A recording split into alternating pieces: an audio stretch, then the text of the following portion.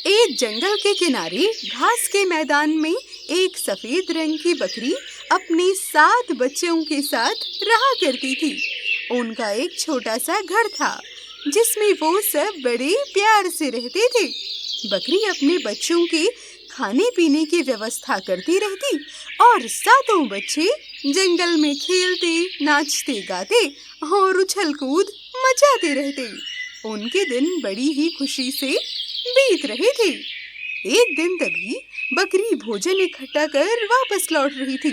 तभी उसने देखा कि जंगल से एक खतरनाक काला भेड़िया वहां पर आ गया है और जंगल के जानवरों के बच्चों को मार मार कर खाए जा रहा है। हे भगवान, ये तो बहुत ही खतरनाक भेड़िया लग रहा है। बाकी बच्चों की तरह कहीं ये मेरे बच्चों को भी मार कर खा तो नहीं गया। ऐसा सोचकर बकरी भागती हुई घर आती है तो देखती है कि उसके बच्चे घर में सुरक्षित होते हैं। अरे बच्चों, जल्दी से घर के अंदर चलो। एक खूंखार भेड़िया यहाँ पर आ गया है और वो जंगल में बच्चों को पकड़ पकड़ कर खाए जा रहा है। चलो जल्दी से घर के अंदर चलो। ऐसा सुनकर सभी बच्चे एक एक करके घर के अंदर आ जाते हैं और तब से उसने अपने बच्चों का घर से बाहर खेलना बंद करवा दिया। वो दिन भर बेचारे घर में ही रहते। बकरी अपने बच्चों को हर समय अपनी आंखों के सामने ही रखती। कुछ दिनों में घर का सारा अनाज खत्म होने लगा। तब एक दिन बकरी को खाने की व्यवस्था करने के लिए बाहर जाना ही पड़ा। जाने से पहले उसने अपने बच्चों को अच्छे से हिदायत दी। देखो मेरे प्यारे बच्चों, घर से बाहर बिल्कुल मत निकलना। खतरनाक भेड़िया आसपास ही घूम रहा है। कोई भी दरवाजा खटखटाए तो बिना पूछे दरवाजा मत खोलना। ये काला भेड़िया है, इसके काले पैर हैं और इसकी आवाज बेहद कर्कश है। यही इसकी पहचान है, समझी? तो दरवाजा खटखटाने पर इन बातों का ख्याल जरूर रखना। अब ठीक है माँ, आप आराम से जाइए, हम इन बातों का ख्याल जरूर रखेंगे।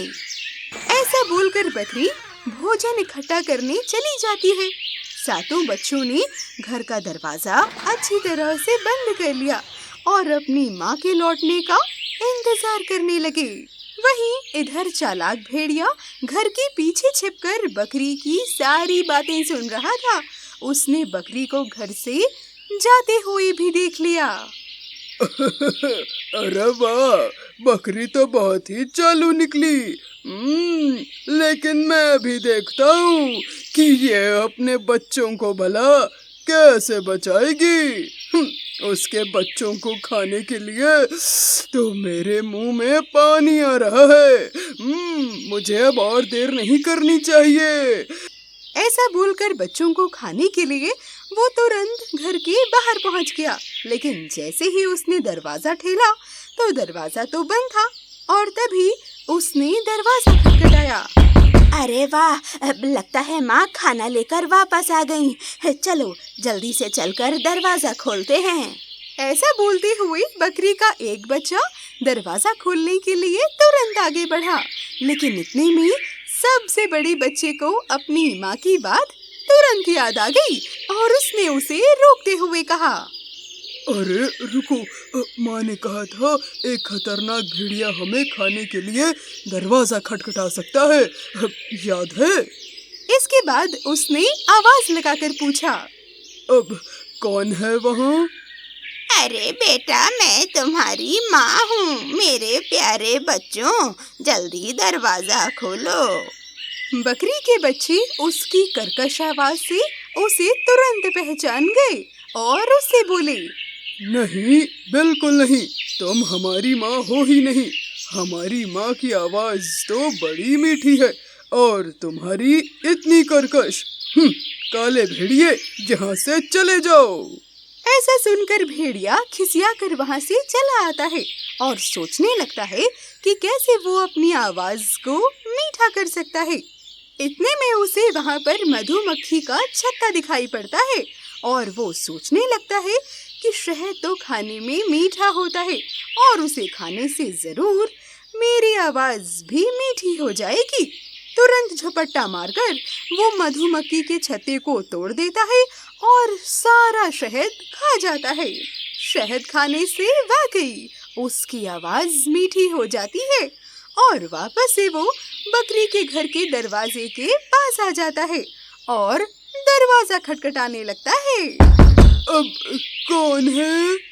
मैं तुम्हारी माँ हूँ बेटा, दरवाजा खोलो, देखो मैं खाने के लिए क्या क्या लाई हूँ। मीठी आवाज सुनने के बाद भी बकरी के सबसे बड़े बच्चे के मन में संदेह हुआ और उसने दरवाजे के नीचे से देखा तो काले पैर दिखाई पड़ गए और वो समझ गया कि वो उनकी माँ नहीं बल्कि काला भेड़िया है। अरे काले भेड़िए, तुम वाकई बड़े दुष्ट हो। तुम्हें अभी यहाँ से भगाया ना? तुम्हारे काले पैर हमने देख लिए हैं। हमारी माँ के पैर सफेद हैं और तुम्हारे काले। चलो अब वापस से यहाँ से भागो। अब दोबारा नाकामयाबी हाथ लगते देख वाकई काले भेड़िए को गुस्सा तो बहुत आता है, लेकिन वो हार नहीं मानता और इस बार वो अपने पैर सफेद रंग से रंगकर वापस आता है और दरवाजा खटखटाने लगता है। अरे मेरे प्यारे बच्चों, तुम्हारी माँ लौट आई। मैं बहुत थक गई हूँ, जल्दी से दरवाजा खोलो ना। मुझसे एक पल और अब खड़ा नहीं हुआ जा रहा। उसकी मीठी आवाज सुनने के बाद बच्चों ने जल्दी से दरवाजे के नीचे से उसके पाँव देखे तो इस बार आवाज भी मीठी और पाँव भी सफेद। अरे लगता है इस बार सच में माँ आ गई हैं। चलो जल्दी से दरवाजा खोलते हैं। ऐसा बोलते हुए बकरी का सबसे बड़ा बच्चा आकर दरवाजा खोल देता है और काला भेड़िया दंदनाते हुए अंदर आ जाता है। दुष्ट भेड़िए को देखकर बेचारे बच्चे इधर उधर भागने लगते हैं, लेकिन भेड़िया एक एक को पकड़कर खाता जाता है और देखते ही देखते 6 के 6 बच्चों को वो जिंदा निगल लेता है। उसे याद ही नहीं था कि बकरी के तो 7 बच्चे थे, इसीलिए वो बकरी के सबसे छोटे बच्चे को ढूंढना भूल जाता है और वहां से भाग जाता है। कुछ देर के बाद बकरी जब वापस लौटी तो घर का दरवाजा खुला देखकर वो काफी डर गई। वो दौड़कर जब अंदर पहुंची तो उसे अपने बच्चे कहीं नहीं दिखाई पड़े। वो बेचारी उन्हें इधर उधर ढूंढने लगी। इतने में माँ को वहाँ देखकर सबसे छोटा बच्चा बाहर निकलता है और अपनी माँ को सारी बातें बतलाता है। ऐसा सुनकर बकरी को बड़ा गुस्सा आता है और वो भेड़िए से बदला लेने के लिए निकल पड़ती है। जंगल में जाने पर उसने देखा कि भेड़िया उसके बच्चों को खाकर एक पेड़ के नीचे आराम से खर्राटे ले रहा होता है। उसका मोटा पेट देखकर बकरी समझ जाती है कि उसने उसके बच्चों को चबाया नहीं है बल्कि साबुत ही निगल गया है। गुस्से में दंदनाकर वो भेड़िए के पास आती है और भेड़िए का पेट एक बार में फाड़ देती है और अपने बच्चों को सही सलामत वहां से बाहर निकाल लेती है। उसके बाद भेड़िए के पेट में बड़े बड़े पत्थर भर के उन्हें सिल देती है। अब वो भेड़िया इतनी गहरी नींद में होता है कि उसे कुछ भी मालूम नहीं पड़ता है। बकरी जल्दी से अपने बच्चों को बाहर निकालती है और उन्हें सही सलामत देखकर बहुत खुश हो जाती है और अपने बच्चों के साथ घर लौट आती है। इधर जब भेड़िए की नींद खुलती है तो उसे जोरों की प्यास लगती है और वो नदी की ओर जाने लगता है। अभी भी नींद में होने के कारण वो ठीक से कुछ समझ नहीं पाता और पत्थरों के वजन की वजह से उसे अपना पेट काफी भारी महसूस होता है। उसे चलने में कठिनाई हो रही थी, लेकिन जैसे तैसे वो चलकर नदी तक पहुंच जाता है और झुककर पानी पीने लगता है।